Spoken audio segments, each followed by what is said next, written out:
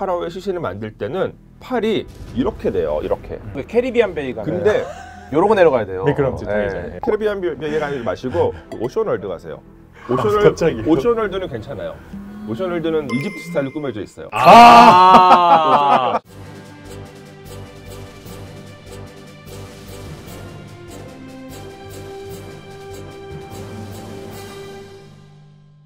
네, 안녕하십니까. 오늘 10분 토론에서는 파라오의 저주에 대한 이야기 한번 풀어보겠습니다.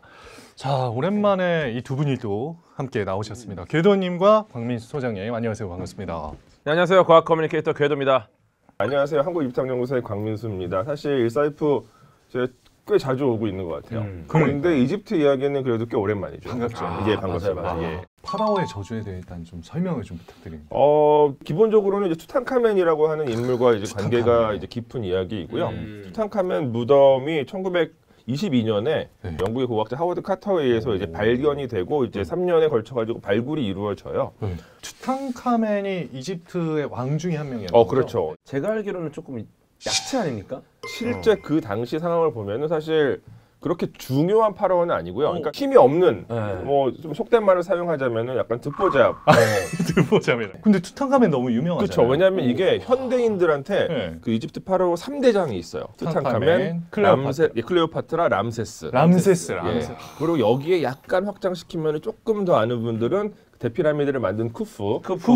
그리고 나서 종교 개혁을 시도했던 투탕카멘의 아버지인 아케나텐. 여기서부터 조금 대중적인 어렵죠. 아케나텐 그다음에 신앙 그러니까 쿠프는 들어보셨죠? 쿠프. 들어봤죠. 음료수 생각하는 거 아니에요? 그럼 음료수 떠올렸다 분명히.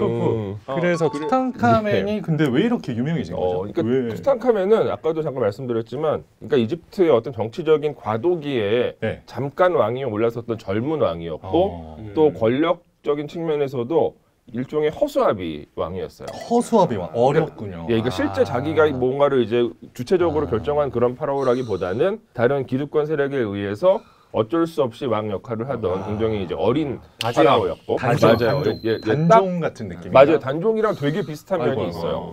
그리고 되게 어린 나이에 세상을 떠났고, 그렇게 역사적으로는 묻힐 수 있는 파라오였는데 현대인들한테는 가장 유명한 파라오가 된 것은 1922년에 발견된 그의 무덤이 도굴되지 않은 상태로 발견됐기 때문이에요. 도굴꾼들이 얘는 그냥 넘어간 거야. 그것도 맞아요. 별거 없겠다. 뭐 있겠냐. 그러니까 이제 막 휘황찬란한 애들은 다 도굴해서 다 털렸는데. 맞아요. 예. 그러니까 깨끗하게 보존이 잘 돼 있는 거예요. 그러니까 그게 어떤 거냐면 일단은 무덤 자체도 규모가 매우 작고요. 그래서 심지어 투탕카멘 무덤은 다른 후대의 무덤을 만들 때 이제 그 무덤을 만들려면 땅을 파야 되잖아요. 그 땅을 이제 파낸 흙이 투탕카멘 무덤 입구를 덮고 있어가지고 발견하기가 매우 어려웠고 이후에 벌어진 정치적인 상황 때문에 투탕카멘은 역사 속에서 지워져요. 그러니까 이게 그 도굴꾼들도 그냥 아무데나 막 파는 게 아니라 나름의 공부를 하고 전략을 세워서 그 도굴을 하거든요. 철학이 있습니다. 예. 근데 투탕카멘은 이런 사람이 있나 없나도 분명하지 않기 때문에 찾기가 더 어려웠던 거죠. 재밌다. 이름빨도 있어요, 제가 봤을 때. 어떤? 투탕카멘. 약간 뒤에 또 맨이 붙는 것 자체가 히어로 느낌이 좀 납니다. 저 같은 이제 어릴 때 이제 워낙 히어로들을 좋아했기 때문에 뭐 그것도 있을 것 같아요. 배트맨, 투탕카멘? 강력한 이집트 히어로 느낌 나지 않습니까? 그 이름하고 과학에 상관관계가 있나요? 좀 세지 않지? 센 소리. 투탕카 이게 다 세. 와. 그리고 이제 또 한 가지 현대인들한테 이게 유명해진 거는 이 무덤 발굴과 더불어서 이 사람의 스토리가 제가 아까 이제 비운의 파라오였다 이렇게 말씀을 드렸는데 10살도 되기 전에 왕이 올라요. 그리고 세상을 떠나는 것도 20살이 되기 전 한 18살 정도 세상을 떠나요. 이런 어떤 비운의 스토리가 있으니까 이게 또 현대인들의 감수성을 자극을 하는 거죠. 그래서 이제 서구에서는 소년왕이라는 이름을 써요. 소년왕. 그러니까 보이킹 이런 표현을 써가지고 그래도 이렇게 좀 감정이입을 하기 좋죠. 그러다 보니까 이게 대중문화에서도 계속해서 이제 담론화되고 현대인들한테 유명한 파라오가 되었다. 그리고 이 당시가 그 20세기 초반, 1920년대가 되면 그러니까 이제 매스미디어가 발전을 해요.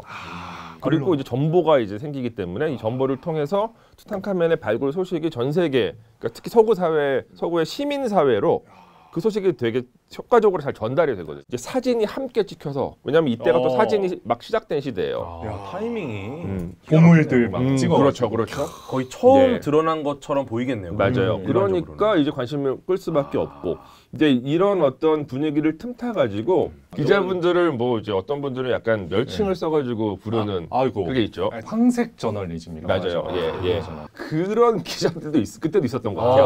그러니까 뭐냐면 투탕카멘 무덤을 이제 발굴한 사람은 이제 하워드 카터이고 예. 이 하워드 카터를 이제 그 후원한 후원자가 있는데 예. 이분이 영국의 귀족이거든요. 예. 카나본 백작이에요. 음. 5대 카나본 백작이고 조지 에드워드 허버트라고 하는 사람인데 투탕카멘 무덤이 1922년에 발굴이 되고 이분이 1923년에 돌아가세요. 그 스토리를 가지고 기자분들이 이야기를 만들어가요. 투탕카멘 무덤과 그러니까 무덤 발굴과 관련된 사람들은 죽는다. 야, 그러니까 딱 헤드라인에 이걸 적은 거네요. 그렇죠. 근데 당시 투탕카멘의 저주. 예. 당시 평균 수명이 그래서 40대 뭐 후반 정도 되지 않나 그러니까 싶은데. 제가 다 찾아보죠. 제가 다 찾아보죠. 예. 그러니까 이게 그 카나본 백작뿐만이 아니라 무덤과 관련해서 돌아가신 분들이 꽤 있어요. 네. 한 2, 3년 사이에 한 20분 정도가 돌아가시거든요. 아이고, 많이 들어. 근데 일단 통계적으로 20명이라고 하면 많이 돌아가신 것 네. 같아요. 근데 이 무덤 발굴에 그 관련된 사람들의 숫자는 한 1,500명 정도가 돼요. 1,500명 중에서 20명은 투탕카멘 무덤 발굴이라고 하는 변수를 넣지 않아도 그냥 발생하는 자연 발생. 자연 발생 비율이에요. 그렇죠. 근데 이제 이 1,500을 빼고, 그러니까 이 모수를 빼고 20명, 20몇 명, 요것만 딱 보여주면은 뭐가 있다. 이게 20명이 죽었다. 이러면 오히려 반대로 하면 뭐 투탕카멘의 축복 1480명은 건강하다. 이런 거 괜찮지 않아요? 그렇죠, 오히려? 그렇죠, 긍정적으로. 그렇죠. 그 힘든 발굴 작업 이후 1480명은 여전히 건재하다. 이 무덤 발굴과 정말로 직접적으로 관련이 있는 분들 가운데 돌아가신 분, 유명한 분이 말씀드린 그 후원자인 카나본 백작, 그리고 또 한 명이 아서 메이스라는 분이에요. 네. 그러니까 이분은 1925년에 돌아가셔요. 그러니까 이제 발굴 작업은 거의 끝날 때 돌아가시는데 돌아가시는 연령이 51세. 이게 현대인들의 기준에서는 되게 일찍 돌아가신 거거든요. 근데 1920년대 당시 영국의 궁금합니다. 남성의 평균 수명이 56세예요. 그러니까 네. 우리 인간의 자연 수명 있잖아요. 네. 그러니까 어떠한 과학기술, 의료기술 혜택 없이 네. 38살 정도가 됐거든요. 맞아요. 우리가 자연 수명 상태면은 다 가야 돼요. 지금 오늘 내일 하고 있어야 되고. 그러네. 저 38입니다. 오늘 가도 이상하지 않은 진짜 거야. 오늘 내일이네. 정말 오늘 내일. 그런데 이제 어르신들이. 이분들 말고 무덤 발굴에 깊숙하게 관여되어 있었던 예. 첫 번째로 가장 많이 관여되어 있던 사람은 이 무덤을 발굴한 책임 고고학자인 하워드 카터죠. 네. 어허. 이 하워드 카터는 64세까지 생존을 해요. 그러니까 이 당시로는 천수를 완전히 누린 거예요. 아까 제가 이제 이 무덤 발굴 과정은 사진 촬영이 되게 정교하게 되었다고 말씀드렸는데 이때 사진 촬영을 했었던 헨리 버튼이라고 하는 사진사 네네. 또 60세까지 이제 생존을 하시고 발굴 작업에 참여했었던 알프레드 루카스라고 하는 고고학자도 78세. 진짜 장수하신 분이 있어요. 무덤을 이제 발굴을 할 때에는 지금 1480명 다 얘기하려는 건 아니에요. 그러니까 지금 한 6명 정도 나왔고. 근데 이제 마지막 이분도 중요한 분인데. 가나다 순으로 좀 해주세요. 정리해야 되니까. 근데 이분은 진짜 중요한 분이에요. 예. 원샷으로 잡고 알겠습니다. 저희는 밥 먹고는 아무튼 이게 알겠어요. 누구냐면 이제 발굴을 할 때 그 지역에서 그 인부분들을 이제 고용을 해요. 무덤의 입구를 처음 발견한 것이 그러니까 이 발굴단에 이제 참여했었던 어떤 소년이에요. 그 압둘 라술이라고 하는 이집트인 소년인데 이분은 거의 좀 세 자릿수 갈 것 같은데 느낌이. 세 자리까지는 아깝게 못 가고 90세? 93세. 이야. 그러니까 사실 어떤 면에서 만약에 진짜 파라오의 저주가 있었다면 네네네. 무덤을 처음 찾은 이 라술이 그러네요. 제일 먼저 그 저주를 네가 감히 받아야 우리 되는데 무덤을 이렇게 그렇죠. 했어야 되는데. 근데 역설적이게도 제일 오래. 사실상 축복이라고 봐야겠네요. 그러네요. 파라오의 축복. 잔병치레도 없고 그러니까. 오래오래. 그러니까 이게 사실 그냥 그러니까 언론이 만들어낸 신화예요. 사실상 이건 과학적으로 보면은 뭐 네. 파라오의 저주를 받은 뭐 1,500명이 100년 안에 다 돌아가셨다. 뭐 사실 이런 말이잖아요. 그러니까 근데 지금 그 포인트가 정확한 게 이제 굉장히 유명한 사례가 있는데 데이비드 실버만이라고 하는 시카고 대학 그 이집트학 교수 그 선생님한테 어떤 기자가 물어봤어요. 투탕카멘의 저주, 파라오의 저주가 사실이냐? 그러니까 이 그 실버만 교수가 이렇게 얘기를 해요. 투탕카멘 무덤에 들어갔던 사람들은 모두 다 죽는다. 네. 시카고 대학 교정을 거닐고 있는 사람들이 모두 죽는 것처럼. 이거면 굉장히 잘해요. 네, 그렇게 말씀하셨는데 솔직히 야, 이거는 악의적인 편집이네 진짜. 그러니까 악의적이다라기보다는 약간 상업적인 편집인 거죠. 투탕카멘의 어떤 저주에 대한 이야기 실제를 말씀하셨는데 네. 그 영화나 드라마나 뭐 많은 미디어에서 네. 혹은 뭐 컨텐츠에서 나오잖아요. 그렇죠. 그 저주하면은 투탕카멘보다 이제 영화 영향인지 그렇죠. 이모탭에 좀 벌벌 떠는 분들이 좀 많아요. 무서워요, 네. 이모탭. 사랑꾼 이모탭. 네. 안악수나문. 안악수나문의 사랑의 눈이 그게 멀어서. 놀라운 게 빌런들 그 이모탭이나 안악수나문이라고 하는 이름은 그러니까 거기 이제 캐릭터들은 실제 역사적인 캐릭터는 아니고요. 다만 그 이모탭과 안악수나문이라는 이름 자체는 실제로 이집트에서 사용되던 이름이에요. 오, 철수 영희 같은 거. 맞아요. 예, 약간 이제 그런 건데 이제 그 영화에서 이모탭은 사랑의 눈이 먼 눈이 미치광이처럼 멀어서 지구를 거의 멸망시키려고 하는 최초의 피라미드인 계단식 피라미드의 설계자로 알려져 있고 의미가 있네요. 네, 엄청나게 뛰어난 사람이었어요. 그리고 그러니까 이 최초의 피라미드가 대략 기원전 2700년경, 2650년경에 만들어지는데 그 이후로 이모탭은 이집트인들한테 일종의 어떤 그 현자의 전형으로 여겨졌던 인물이에요. 뭐 예를 들어 동양권에서 가장 똑똑한 사람 하면은 뭐 예컨대 뭐 제갈량 같은 제갈량. 그런 느낌으로 이집트 문명기 내내 이모탭은 이렇게 말했을 거야라는 식으로 인용이 계속 되는 사람이에요. 그러니까 과학뿐만이 아니라 모든 분야에서 현자예요, 현자. 제갈량 인정합니다. 그래서 나중에 이제 후대 말기 시대 이후가 되면 거의 이제 신격화돼 가지고 숭배의 대상도 돼요. 그 영화상에서는 약간 그 지능캐보다는 힘캐 느낌이 좀 나요. 그렇죠. 아니 사실 딱히 머리는 안 쓰고 그러니까 사실 고증을 잘 못했죠. 고증을 안 했죠. 그냥 이모탭이라는 이름만 가져다 쓴 거고. 그리고 이 안악수나문은 사실 투탕카멘이랑 관련이 있는 인물이에요. 그러니까 안악수나문이라는 이름을 갖고 있었던 실제 역사 속의 인물은 뭐 했던 사람인가요? 원래 일반적인 고대 이집트어로 읽으면 보통 이제 앙크센 아멘이라고 읽어야 되거든요. 무슨 뜻이 있겠네요. 있죠, 당연히. 근데 그거를 약간 이제 모음이랑 자음을 약간 바꿔가지고 그냥 안악수나문이라고 이제 헐리우드 영화 제작자들이 만들었어요. 근데 이 앙크센 아멘은 투탕카멘의 부인입니다. 왕비. 예, 왕비이자 투탕카멘의 배다른 누이예요. 그 시대는 뭐 그런 일이 있었어요. 그러니까 이제 아버지는 같고 어머니가 다른 남매죠. 근데 이제 그런 일이 이집트 왕실에서는 되게 자주 있었어요. 이거 뭐 특별한 일은 아니었고요. 근데 투탕카멘의 아버지가 이제 아케나텐이라고 하는 파라오인데 이 아케나텐의 첫 번째 왕비인 그 네페르티티, 아마 이제 굉장히 많이 사진을 보셨을 텐데 정말 아름답게 만들어진 그 여성 왕비 두 상이 있어요. 그 두 상의 주인공이 네페르티티예요. 사진을 여러 번 봤죠. 그 둘 사이에서 이제 딸들만 태어나요. 그 중에서 아케나텐은 이제 세 번째 딸이었고 투탕카멘은 아케나텐이 아버지인 것은 맞는데 엄마가 이제 약간 이제 마이너한 왕비였던 것으로 보여요. 근데 사실 투탕카멘은 어머니가 누구인지 분명하지 않았거든요. 그 아케나텐의 두 번째 왕비인 뭐 키에가 투탕카멘의 어머니일 가능성이 높다라고 얘기가 많이 됐었는데 아니에요. 아니고 지금은 투탕카멘의 어머니가 누군지는 알아요. 근데 그 어머니가 이름은 몰라요. 그럼 뭐 어떤 경력이나 이런 건 밝혀졌는데 아니요, 어머니 시신이 확인이 되는 거예요. 정확하게 그 주인을 알 수 없는 미라들이 있어요. 왜냐면 이름표가 없어서. 그 가운데서 어떤 젊은 여성의 미라가 있었는데 누군지 몰랐는데 검사를 다 해보니까 투탕카멘의 엄마인데 이게 이제 판단이 내려졌고 2011년에 있었던 연구를 통해서 밝혀졌는데 한 가지 조금 센세이션을 일으켰던 이유는 이 투탕카멘의 어머니가 투탕카멘의 아버지인 아케나텐과 완전한 남매였던 거예요.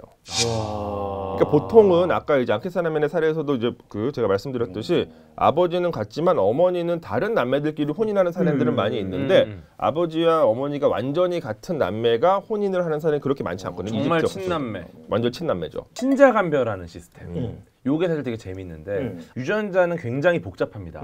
일종의 이제 엄청나게 두꺼운 책이라고 보시면 되는데 요 책에 어떤 한 문장 정도를 보는 거예요. 예를 들어 뭐 감자라는 단어가 난 위치가 있잖아요. 그 위치가 일치한다? 사실 이게 일치하는 게 되게 어렵거든요. 확률적으로. 근데 이게 거의 비슷하다? 그럼 이거 사실 일치한다고 보는 거죠. 유전자 친자 확인을 보통 이렇게 합니다. 네. 고대의 이 미이라들에서 추출한 DNA는 훼손이 많이 돼 있어가지고 과거에는 그런 친자간별이나 이런 게 되게 어려웠는데 투탕카멘의 미이라는 이게 훼손이 진짜 많이 됐어요. 오, 이게 조금 흥미로운 지점인데 왜 그렇죠? 투탕카멘과 관련되어서 도굴꾼 때문은 아니에요. 그러니까 이게 훼손된 상태로 그러면 예, 들어갔다는 얘긴데. 예, 맞아요. 그러니까 그죠? 뭐냐면 18왕조 시대 때는 사실 미이라 제작 기술이 가장 좋을 때거든요. 그래서 다른 파라오들은 미이라 상태가 되게 좋아요. 그러니까 투탕카멘의 미이라만 상태가 되게 안 좋고 이게 되게 막 검게 변해 있었거든요. 그래서 학자들이 여러 가지 측면에서 이제 고민을 했어요. 사실 지금 정답은 없는데 몇 가지 설이 있는데 암살. 독에 의해서 죽었기 때문에 그런 거 아니에요? 그거는 아닌 것 같고요. 죄송합니다. 스릴러입니까? 제가 볼 때는 약간 왜 그럴까요? 돈을 충분히 안 쓰고 공을 들이지 약간 않을까? 가성비로다 이렇게 미라를 만들지 않았나. 너무 슬픈데. 저렴하게. 그거 오히려 그런 약간 반대의 가능성이 있다라고 주장하는 학자들이 있는데 과거 투탕카멘의 아버지인 아케나텐 시대 때 그 종교 개혁이 일어나요. 지금 좋게 말해서 개혁인 거지. 그 당대의 사람들한테는 반란 같은. 아주 새로운 신앙 체계를 이제 파라오가 직권으로 제안한 시대예요. 그러니까 저항 혼란기네요. 그렇죠. 네. 근데 이제 파라오가 살아 있을 때는 꼼짝 못 하다가 파라오가 죽고 나서 기존의 이집트 기득권들이 모든 걸 다 원상 복고시키거든요. 투탕카멘의 시신을 만들 때에는 조금 더 오시리스 스타일로 만들어 볼까라는 그 제작자들의 의식이 왜냐하면 투탕카멘의 이 미라는 되게 검게 만들어져 있어요. 약간 그을린 흔적도 확인이 돼요. 오시리스는 검은색 피부를 갖고 있는 신이거든요. 그래서 조금 더 오시리스처럼 만들어 볼까라는 그 의식이 작동되었을 수도 있다라고 이제 그 설명하는 학자들도 있고요. 잘하려고 하다가 잘하려고. 오히려 훼손이 됐다. 그리고 이 가설을 지지하는 또 하나의 투탕카멘 시신이 보여주고 있는 모습이 보통 이집트에서 파라오의 시신을 만들 때는 팔이 이렇게 돼요. 이렇게 블랙팬서 나오는 것처럼. 요거 저기 캐리비안 베이가. 근데 요러고 내려가야 돼요. 미끄럼지 네. 통이죠. 그 캐리비안 베이 가지 마시고 그 오션월드 가세요. 갑자기요? 오션월드는 괜찮아요. 오션월드는 이집트 스타일로 꾸며져 있어요. 오션월드 가시면 돼요. 아무튼 알겠습니다. 예, 우리가 보통 이게 뭐 투탕카멘 포즈라고 보통 이렇게 얘기 많이 하거든요. 근데 실제로 투탕카멘의 미라는 이거랑 좀 달라요. 이렇게 돼 있어요. 오, 이렇게. 예. 그 오시리스를 묘사할 때 오시리스가 이렇게 하고 두 개의 호를 딱 들고 있는 모습으로 표현이 많이 되거든요. 그래서 약간 그 오시리스의 모습을 더 조금 흉내내려고 했었다라고 주장하는 연구들도 있어요. 사실 발굴하면은 또 그 항상 또 무덤 입구에 뭐 안내문 같은 게 있는 느낌이 좀 있잖아요. 그렇죠. 발을 디디는 자, 뭐 죽음의 뭐 맞아요. 죽음을 피해갈 수 없으리라. 그러니까 이런 인터넷 검색해 보시면은 뭐 신문 기사도 그런 거 나온 게 있어요. 투탕카멘 무덤에 그런 저주의 문구가 쓰여져 있다. 제가 알기로 이런 저주 문구는 실제로는 없고 없어요. 왜냐면 왕의 무덤이라. 근데 귀족들 무덤에 있었다고 제가 맞아요, 들었거든요. 맞아요. 네. 예. 근데 네. 그게 왜 그러냐면, 그러니까 왕의 무덤은 그런 저주 무덤 그 문구를 쓸 수조차 없는 이유가 뭐냐면, 왕의 무덤은 우리가 이제 동인하고 끝이에요. 그러니까 이론적으로 아무도 들어갈 수 없는 공간이에요. 아예 안 되니까. 그러니까 그런 저주 문구를 쓴다는 거는 누군가 이거를 읽고서 그쵸. 어디네 법을 먹거나. 법을 먹게 만들어야 되는데 왕의 무덤은 그런 물리적인 조건이 되질 않아요. 아예 애초부터. 근데 이제 귀족들의 무덤의 경우에는 매장실이 있고 매장실 이제 그과는 분리된 뭐 매장실 상부나 이런데 일종의 예배 시설이 있거든요. 그러니까 사당이 있어요. 그런 문구가 그런 사당에 쓰여져 있는 경우가 있기는 한데 대체로 이 문구들도 투탕카멘의 그 시대인 신왕국 시대 때는 거의 없고 그보다 더 이전인 중왕국이나 구왕국 시대 때 제한적으로는 확인이 돼요. 이분들은 좀 약간 들어오지 마라. 약간 이런 느낌인 아니 니네 거죠. 이제 여기 뭐 부시면은 너네 병 걸려서 고생할 거다. 맞아요. 아니 막 되게 구체적으로 캐노님은 그런 문구 보면 안 들어갑니까? 저주가 내린다. 일단 근데 저주를 믿진 않고 네. 들어가서 어떤 저주를 받는다는 인과관계는 없지만 네. 그 문구를 보면 기분이 안 좋아요. 기분이 안 좋다라는 거는 네. 이미 내가 영향을 받은 겁니다. 예를 들어서 이제 딱 들어가서 아무 문구 없어. 네. 잘 보고 나왔어. 이러면 네. 괜찮은데 문구가 있으면 노시보 효과라고. 요 문구 자체가 부정적이면은 이것 때문에 그럼 내가 계속 안에서 예를 들어서 제가 뭐 발목을 접질렸어요. 저주인가? 이렇게 돼버리는 거예요. 그것처럼 이제 안 좋은 얘기를 들으면 그거 자체가 안 좋죠. 뭐 이런 것도 있어요. 뭐 손이 소처럼 잘릴 거다. 와 무섭다. 예, 목은 새처럼 뒤틀릴 거다. 이런 문구가 쓰여져 있는 경우도 있어요. 근데 고대 이집트 문명 시대에도 저주는 되게 일상적으로 많이 사용되는 거거든요. 그러니까요. 지옥에 나가라. 어, 우리도 그러잖아요. 비슷한 거죠. 네. 비슷한 거죠. 이제 그런 거라 생각하시면 돼요. 그냥 들어오지 말라는. 그리고 그 문구 자체가 또 하나의 연구의 대상이 되죠. 왜냐면 그 문구의 뭐 이제 글귀 형식이라든지 그쵸, 사용된 그쵸, 표현이라든가 이런 것들이 맞아, 다 맞아. 데이터가 되니까 아, 문구 보면 반가우시군요. 그렇죠. 감사한 예. 거예요. 알겠습니다. 뭐라도 써줘. 약간. 유물에서 좀 의미 있는 게 뭐가 나왔나요? 사람들의 관심을 좀 투탕카멘? 불러 일으켰던 거. 근데 투탕카멘 그 무덤 얘기는 사실 너무 많이 할 게 많은데 일단 유물도 한 5,300점이 나왔고요. 굉장히 작은 무덤이고 권력적인 측면에서 그렇게 권력순위 높았던 파라오도 아님에도 불구하고 다른 훨씬 더 강력했던 파라오보다는 더 많은 부장품이 만들어진 거죠. 그걸 통해서 실제로는 거대한 힘을 갖고 있는 파라오는 훨씬 많았겠구나라는 걸 볼 수 있겠네요. 그러면. 예상할 수가 없어요. 왜냐면은 비교할 수 있는 대상이 없어요. 그러니까 뭔가 적어도 두 개가 있어야지 비교해서 뭔가를 아쉽다. 이제 추론을 할 수 있잖아요. 투탕카멘만 하나만 있으니까 알기 되게 어렵죠. 오히려 그냥 알차게 넣었구나라고 할 수도 있겠네요. 그렇죠. 그러니까 그렇게 주장하는 경우도 많고 그게 오히려 정설이에요. 그러니까 다른 큰 무덤, 훨씬 더 권력이 많았었던 파라오들의 무덤도 투탕카멘 무덤보다 현저하게 부장품이 많지는 않았을 것 같다라고 얘기하는 것이 오히려 정설. 약간 그럴 수 있을 것 같아요. 좀 자질구리한 것들은 네. 야 빼. 어디 이런 걸 거기다 넣어 이랬을 텐데 투탕카멘은 야 다 집어넣어. 이럴 수 있을 것 같고 그죠? 또 소년 왕이니까 그러니까. 안쓰러워서 다 넣어드리자. 맞아요. 그 투탕카멘 무덤에서 이제 나온 유물들 가운데 제가 이제 조금 이제 얘기하고 싶은 건 한 세 개 정도가 있는데 첫 번째는 제일 유명한 유물이죠. 황금 마스크. 황금 예. 유명하죠. 그러니까 이거는 진짜로 순금으로 만든 거예요. 진짜 순금이고 순금이 약 한 10kg 정도가 사용이 됐고요. 무게만으로도 가격이 꽤 그러니까 나가네요. 이게 지금 금 한 돈에 한 40만 원 정도 하거든요. 요즘에. 한 10억 가까이 되는 10억이요. 거니까. 금값만 10억이죠. 근데 거기에 금만 들어간 게 아니라 이제 여러 가지 준보석이 또 상감이 되는데 뭐 홍옥스, 라피슬라졸리, 터키석 이런 것들이 들어가고 거기다가 이제 공인비가 있잖아요. 그러면은 그 물건 자체만으로도 아마 100억은 됐을 거고. 근데 이거에 또 근데 문화재적 고고학적 가치가 가치가 들어가죠. 있으니까. 그러면은 뭐 부를 수 없는 가치네요. 그럴 일이 절대 없겠지만 이 투탕카멘의 황금 마스크가 소도비나 크리스티 옥션에 나온다. 아하. 그럼 아마 진짜 한 역대 5천억 몇 천억 갈 수도 있을 것 같아요. 아무튼 근데 이 황금 마스크가 일단 유명해요. 뭔가 심벌이 돼 투탕카멘에. 근데 이것보다 금이 더 많이 사용된 또 유물이 있어요. 와. 10배로 금이 사용돼요. 황금 바디슈트? 비슷해요. 오 그래요? 비슷해요. 뭐냐면 관이에요, 관. 과. 그러니까 이제 사람의 시신을 넣는 관. 투탕카멘 시신은 굉장히 많은 관들을 통해서 그 안치가 되어 있었어요. 가장 안쪽에 있는 관이 제가 말씀드린 그 황금, 순금으로 만들어진 관인데 이 관에는 금이 약 한 110kg, 111kg 정도 사용이 돼요. 그러니까 금값만 100억이죠. 야, 그 당시에 금을 그렇게 모으는 것도 대단한 그것도 거예요. 너무 이제 신기하네요. 이집트 문명이 네. 이게 압도적인 문명인 게 금이 많은 문명인데 금이 그냥 많은 게 아니라 그냥 말도 안 되게 많아요. 그래서 이게 이제 연구에 따르면 이제 로마 시대 이전에 전 인류가 사용했었던 모든 금 양의 90%를 이집트 문명이 갖고 있었다라고 그러니까. 얘기를 하거든요. 다른 지역들에서 보면은 좀 말도 안 되는 금의 국가인 거죠. 그렇기 때문에 이제 그런 금을 사용할 수가 있었던 거고, 근데 이 관만 있는 건 아니고요. 이 황금으로 만든 관에 투탕카멘 시신이 안치가 되고 네. 그 시신에는 이제 황금 마스크가 쓰여져 있죠. 그러니까 이제 황금 마스크, 금관이 들어가고 금관을 내관이라고 부르거든요. 네. 이 내관이 이제 그 첫 번째 외관에 들어가요. 어. 이 첫 번째 외관은 금으로 만든 건 아니고 나무로 만들어져 있는데 금박을 입혀요. 그리고 이 첫 번째 외관을 두 번째 외관에 또 넣어요. 두 번째 외관 역시 또 금박. 금박을 입혀놓고 와. 그리고 이 두 번째 외관이 석관에 들어가요. 거기도 금박. 금박은 아니고 이거는 이거 되게 귀한 붉은색 돌이에요. 그리고 이 석관이 이제 그 성소라고 불리는 또 커다란 나무 상자에 들어가는데 여기도 금박. 그리고 이 성소가 이 첫 번째 성소가 두 번째 성소에 들어가고 두 번째 성소가 세 번째 성소에 들어가고 마트로시카 아닙니까 이거?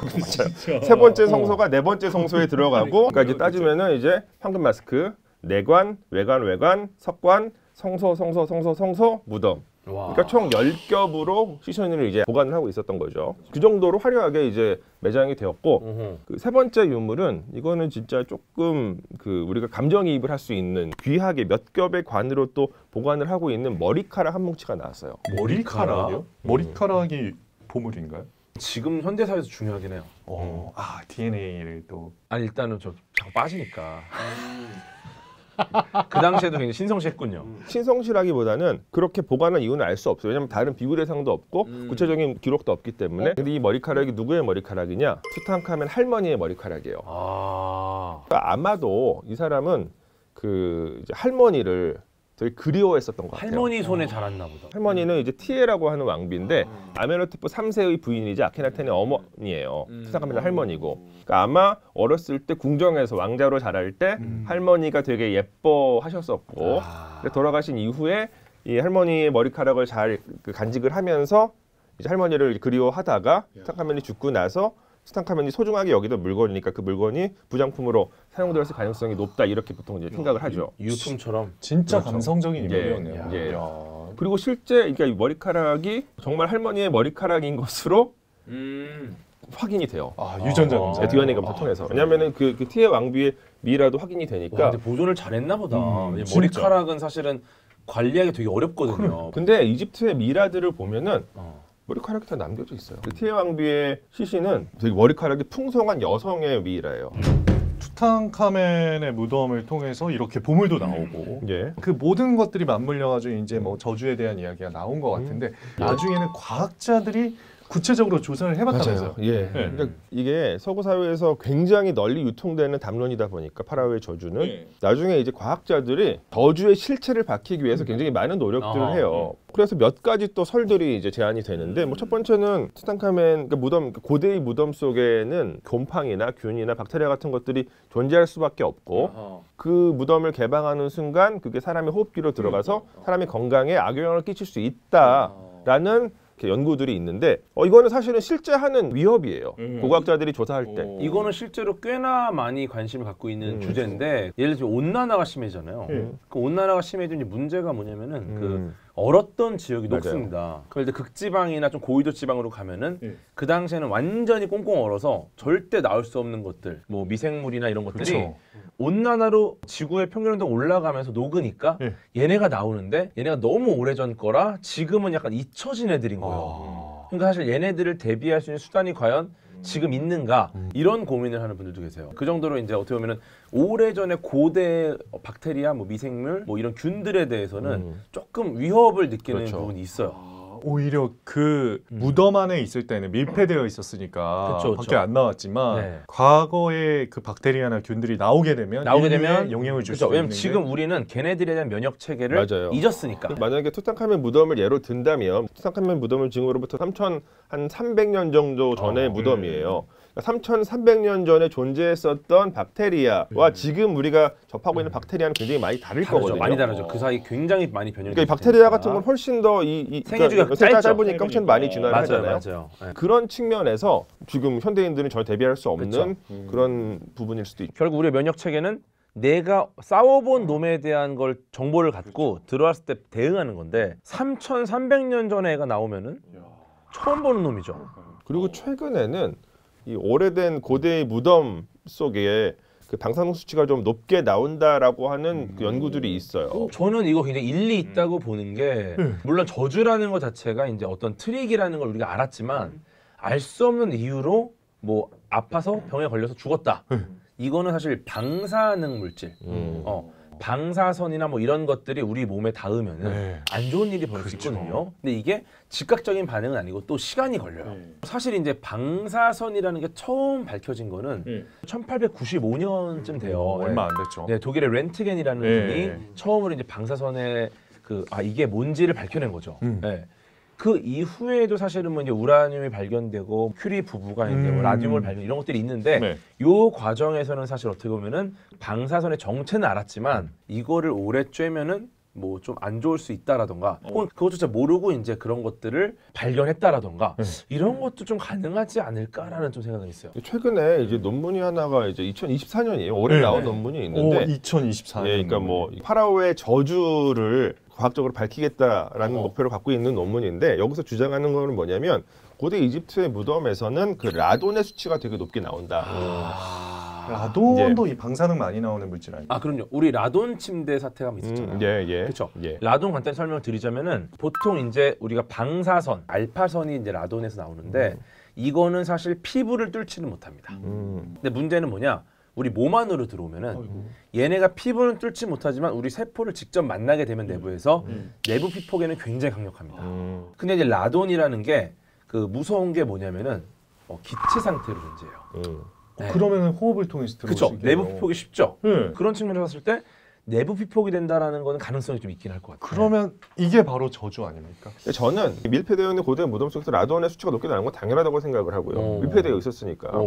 그게 투탕카멘의 이제 무덤에서부터 시작된 그 저주와는 관련이 있을 가능성이 높지 않다고 생각하는 이유가 이 논문에서 라돈 수치가 높게 나온 무덤들이라고 소개한 무덤들은 투탕카멘의 무덤과는 관계가 없는 무덤들이에요. 그러니까 투탕카멘의 무덤과 지역적으로도 차이가 있고 시대적으로도 굉장히 큰 차이가 있는 또 형식적으로도 큰 차이가 있는 무덤들에서 라돈 수치가 높게 나왔다. 그러니까 투탕카멘 무덤에서도 라돈 수치가 높았을 가능성이 높고 그래서 이 사람들이 그렇게 자연스럽지 못하게 세상을 떠나셨다라고 얘기하는 거거든요. 그럼 어떻게 보면은 이게 뭐 의도적으로 이제 어떤 저주를 내리려고 방사능 물질을 넣었다거나 이런 건 절대 아닐 거 그건 아니고. 아니에요. 그건 아니고. 네. 왜냐하면 그게 이제 이집트 무덤들은 대체로 뭐 한 2000년 이상 된 그 밀폐된 공간들이다 보니까 라돈 수치가 자연스럽게 높게 나오게 되는 거고. 이거는 사실 그 확인된 사실이죠. 그렇죠. 근데 그게 투탕카멘 무덤과 관련이 있을 것이다라고 하는 주장은 약간 그 정확하진 않다. 그 사이에 갭이 너무 커요. 너무 약간 저주라는 키워드랑 연결을 강하게 지었다고 볼 수 있는 거죠. 그러니까 약간 의도적으로 네. 강하게 지으려고 그쵸. 했었던 것 같아요. 저는 사실 일리 있다고 봤는데 말씀하신 것처럼 저주랑 연결하는 거는 사실 과학적이진 않아요. 그래서 원래 실제로 고고학자들이 오래된 무덤을 이제 들어갈 때 뭔가 발굴을 할 때 항상 주의를 기울여요. 방사능 물질뿐만이 아니라 그 안에서 뭔가 썩어 있는 뭔가 그렇죠. 있을 수도 있죠. 뭐 미생물 박테리아도 그렇고. 굉장히 오래된 무덤에 진입하는 것 자체가 사실은 굉장히 큰 위험을 감수해야 되는 일이기 때문에 주의를 기울일 필요는 분명히 있어요. 저주라기보다는 어떻게 보면 약간 무지에서 비롯될 수 있다. 결국 이 저주라는 것은 과학을 모르기 때문에 저주라고 사람들이 이름을 붙이는 거 아닌가? 우리의 뇌 자체가 기본적으로 그 이해가 되지 않는 상황 자체를 굉장히 불편해요. 예를 들어 무슨 맞아요. 일이 벌어졌어. 예. 근데 이거에 대한 인과관계가 없어요. 없으면 이거를 과학적인 방법으로 찾아야 되는데 어떻게 퉁치느냐? 저주다. 그러면은 뇌가 이제 이해를 해요.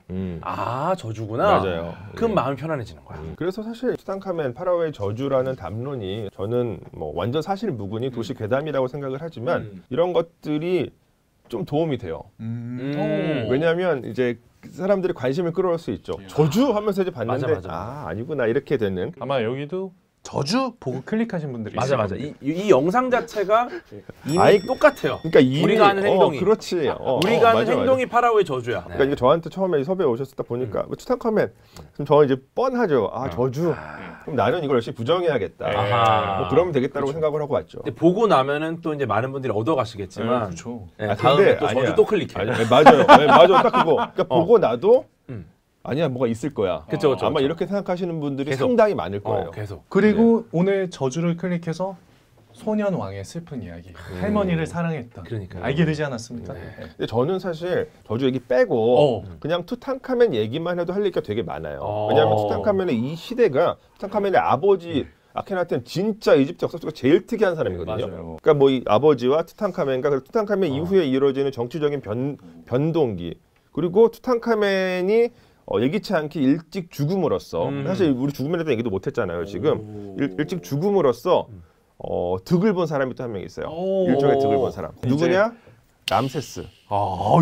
람세스 2세는 원래 태어났을 때는 왕족이 아니었는데 투탕카멘이 후사가 없이 생을 떠남으로써 이 18왕조의 왕실 계보가 끊기게 되고 여러 가지 격변이 일어나는 과정 속에서 람세스 2세의 할아버지가 우연히 파라오가 되죠. 그러니까 뭐 이제 뭐 이런 어떤 역사적인 배경이 있기 때문에 그만큼 열심히 하셨기 때문에 람세스가 이렇게 유명해진 거죠. 맞아요.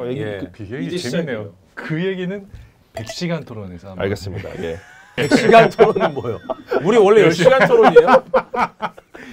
자, 그러면 저희 이제 마지막으로 총평 한번 들어보도록 하겠습니다. 사실 우리가 뇌가 이해하지 못한 정보들 때문에 그래서 계속해서 이런 저주들이 나오고 있습니다. 네, 하지만 이런 저주들보다 훨씬 위험한 건 담배입니다. 노담하세요. 노담. 왜냐? 사실 파라오의 무덤에 들어가는 것보다 담배를 태우는 것이 훨씬 좋지 않다 몸에. 건강을 생각하면 오래 살려면은 금연하세요. 금연을 해서 네. 건강한 게 훨씬 더 과학적인 어떤 인과관계입니다. 네. 그러니까 파라오의 저주를 무서워하지 마시고 네. 금연을 하세요. 투탕카멘 저주도 굉장히 흥미롭습니다. 사실 저주 가지고 할 얘기도 엄청나게 많아요. 근데 이 저주는 사실과는 조금 다른 약간 그 오해된 그런 부분이 있고 이 저주를 빼더라도 투탕카멘이라고 하는 인물 자체도 매우 흥미로운 인물입니다. 이 사람이 위치하고 있었던 시대적인 맥락, 개인적인 경험 이런 것들도 굉장히 흥미로운 소재가 될 수가 있거든요. 그래서 저는 여러분들한테 저주만 관심을 갖지 마시고 투탕카멘이라고 하는 인물 자체에도 좀 관심을 가져주십사 이런 부탁을 좀 드리고 싶어요. 파라오의 저주로 시작해서 투탕카멘의 인물에 대한 이야기까지 저희가 심층적으로 좀 다뤄봤는데요.